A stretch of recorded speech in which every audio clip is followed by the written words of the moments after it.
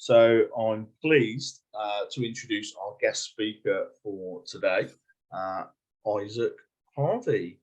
So, Hello. Isaac, would you mind starting off by telling people a little bit about yourself and some of your achievements? So firstly, I just want to say thank you for having me.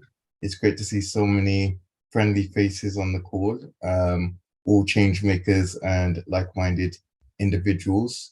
And one of my achievements is getting to be a guest speaker here, so thank you, Scott. But about me, so I'm Isaac. I was born with a disability called limb pelvic hypoplasia, which means I have no arms and short legs. I have a weak pelvis, which means I'm not able to walk, but I have an electric wheelchair, which gets me from A to B. And I also have scoliosis, which is the curvature of the spine, but that's been corrected by metal work. And growing up, friends and family have always encouraged me to be the best version of myself.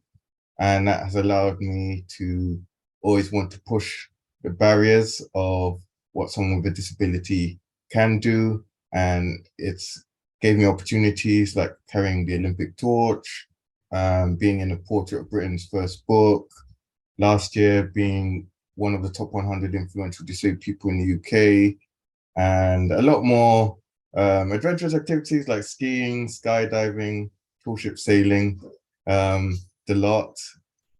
And when it comes to work, I'm a video editor, so I've done videos for a while, president of an organization called Wheels and Wheelchairs, where roller skaters push wheelchair users around the streets of London, and many other things. And being a prominent face on LinkedIn, I post on a daily basis of my story and things that I do. Jody, remind me, we climbed the O2 as well. And yes, doing things that people don't think I'm able to do. I like to push the barrier and show them, yeah, you can do it as long as you put your mind to it, anything's possible. Excellent, thank you.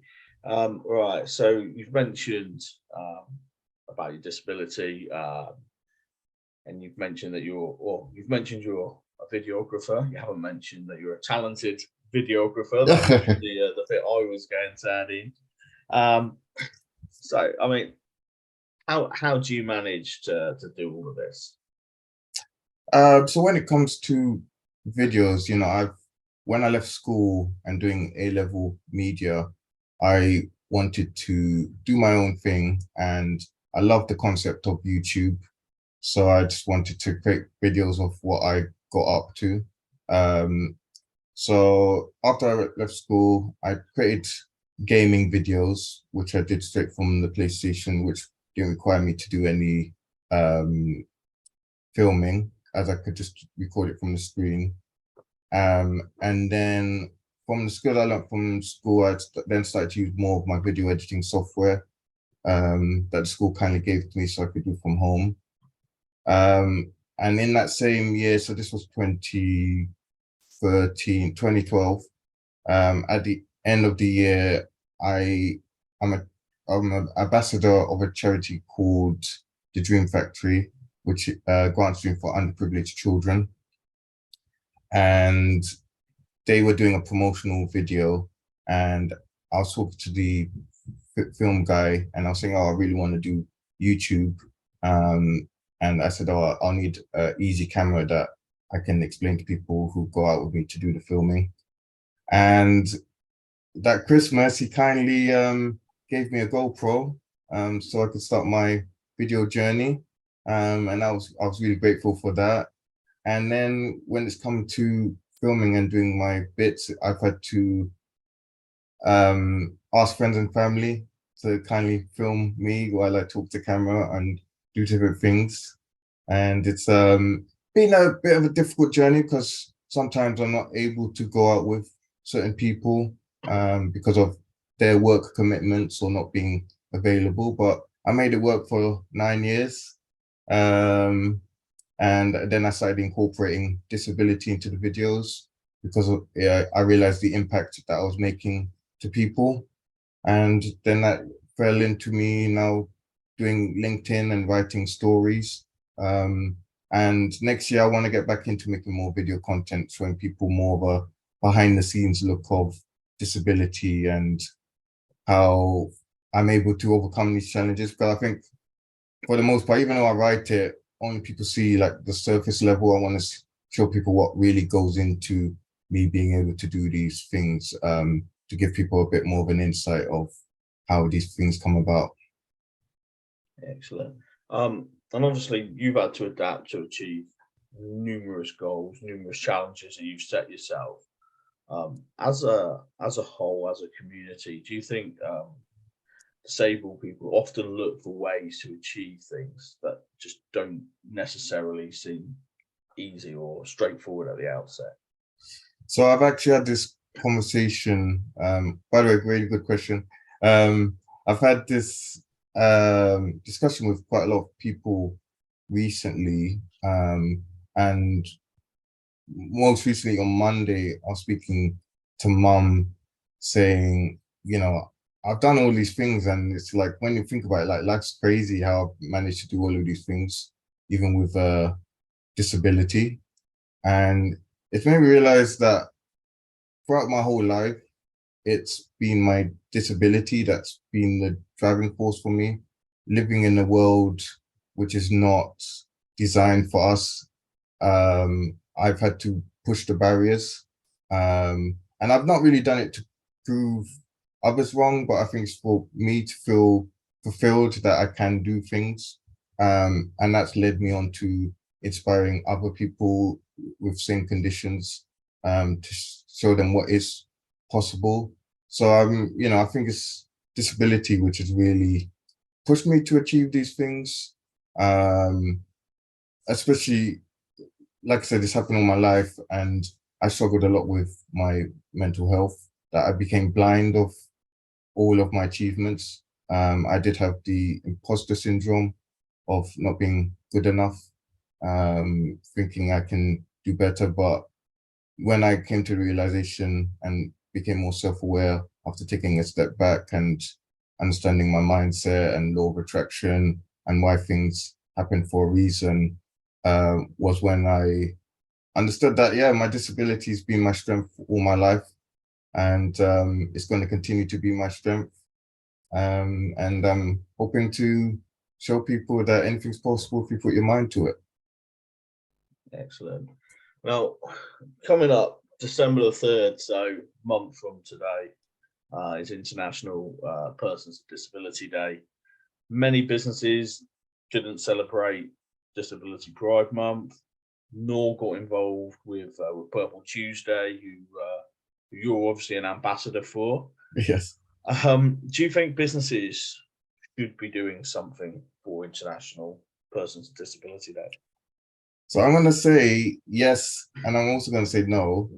So the reason I say yes, is because everyone in some part of their life or someone that they may know may get a form of a disability, and it should be celebrated and be at the forefront of every conversation, for that inclusion and representation of people. Yeah, just to have that inclusive space. But the reason I say no is because some companies celebrate Pride Month or Inclusion Week or Black History Month, and then once the month's over, it's like, okay, we can go back to normal. And I just don't want people to celebrate International Day of Disabled People just because it's a tick box exercise. It should be authentic. It should be done throughout the whole year. And if they want to be part of it, they should be part of it 365 days of the year, not just that one day. Same with Disability Pride Month. We should just be celebrating disability and all of these awareness days every day, and make sure it's done behind the scenes, not just on the front face of things. So if you want to get involved, do it properly. Buy yourself some purple socks or something. Yes. Excellent. And then, as a customer, if a business is not accessible to you, whether that be face to face, online, how they communicate, what do you normally do? How does Isaac normally react or deal with or choose not to deal with it? Well, it depends how bad the or yeah or good the experience is. That if it's not very accessible, for example, I'm not able to get into the store or not be able to navigate around because it's too claustrophobic and my chair won't be able to get around. I don't tend to go back there, and I then take to it online, not to be one of those angry disabled people. I like to say it in a more constructive way on what things could have been done to make the experience better. And so that they can hopefully see it as a learning experience rather than, oh, I'm just doing it to give some hate. I want businesses to succeed. I do believe everyone has a right to be a customer in any store. And that's why Purple Tuesday was so important. On Tuesday, getting businesses to do that one commitment a year to make the disability customer experience better. So yeah, I just see it more of a constructive thing. When things are not accessible, I just tell them, look, this is how you can do it to make it better, and hopefully they listen. Because not only is it benefiting us, but it's benefiting them. And knowing how much spending power the Purple Pound is, I think it's something that they need to do and get on board with, because they really are missing out on great people who are willing to spend their money. Exactly, exactly. So I factored in about 10 minutes for Isaac to be laughing at himself, which he likes to do. But what that does, it gives us about 6 or 7 minutes if people want to raise their hands, and I can bring you in for any questions for Isaac. If you use the reactions tab at the bottom, because then it pops up on my screen because I can't see everyone at the moment. Gavin, whilst people are shy, I'm sure you've got a question. Ron, I'm very interested in measuring progress, and I'm also very aware, as Isaac had said there, about the illusion of progress when people are possibly saying that they're doing something when they aren't, when it's not their DNA that's changing, it's just the surface progress. And I'm just wondering, and I'm coming out here as non-disabled, okay? I'm just wondering what people's experience Isaac has of real progress, and whether it's very different. He's noticed it being very different in his life and people's attitude towards him, and not just those allies who we all have around us, but whether he's seen in general there's an improvement. Well, for me, real progress that I've seen is when it's come to transport. I remember 20 years ago that I couldn't even get on a bus to get to places because it was steps onto the bus. And even getting on the train, I had to let them know 48 hours in advance to say I needed assistance. And it's like sometimes you don't know if I'm going out in 48 hours. I like to, sometimes it's last minute, I'm going out to meet people or do something. And that became very restrictive. Also getting on the bus for the first time was really scary because I've been using taxis to get all over the place. But after the 2012 game, that really elevated disability and the need for making things more accessible. And it was after that I saw that I can now, go to a train station, say I'm going to Victoria Station from where I am, and I could just do it on the spot. And all the staff members that I've had spoken to and met up with are really friendly, authentic. You can tell like they're really doing it because they care. And they helped me onto the train, call ahead, and I met off the train by someone, and they helped me to wherever I'm going. If I'm going to to another train and or leaving the station. And I think that's the seeing authentic progress. Obviously, London transport's not perfect. We still have a long way to go, but we have certainly come a long way, and that's something that I see on a pretty much weekly basis when I'm traveling of progress. Especially now with like the Elizabeth line, and I've had 100% success rate that I've had a ramp on and off the train, which is great, and that's a new line. So you know that there's things like that which I see as progress. Excellent.